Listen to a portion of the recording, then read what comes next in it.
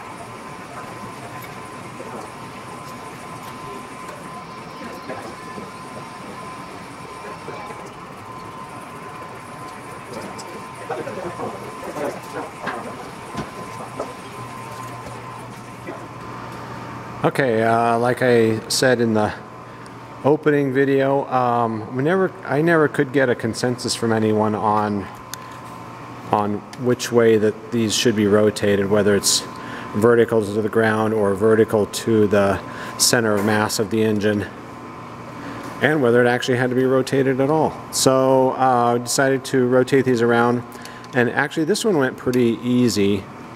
Just took the weight off the engine with the hoist, and was able to loosen this up in just enough to get it to turn. So now we've got this, there you can see that little nub right there on that mount. So we've got that oriented vertical. So we'll torque this back down, and then we'll move on and we'll do the other top one. The bottom ones might be a bit of a challenge. We're going to see how that goes.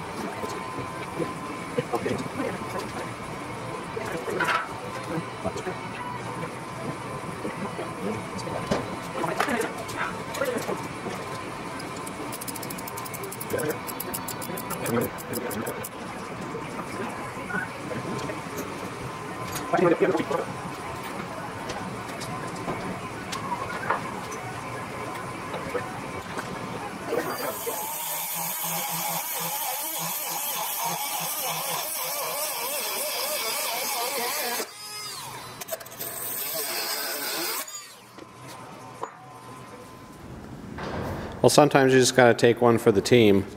I did have to cut this wrench off in order to fit it in to get the engine mount nuts on with the engine in place with everything hooked up to it. So I did have to trim that off. So we just cut that off, and I think I've showed this before, but this wrench, that notch that's in there, is for that top bolt on the left side, the port side top mount nut, to be able to fit this in between the engine, the push rod tube on the engine, and to get it into the bolt to hold that. But anyway, yeah. Okay, oh man, we finally got these mounts all rotated around. The hardest ones were these bottom ones. It's just being able to get in there and turn them, but it is possible, actually. One thing I had to do was when we went to torque this down, we did have to take the muffler off just to get the torque wrench up in there. So I didn't show any of that just because we were kind of we're on a roll doing this. So we're going to put the muffler back on and then proceed from there.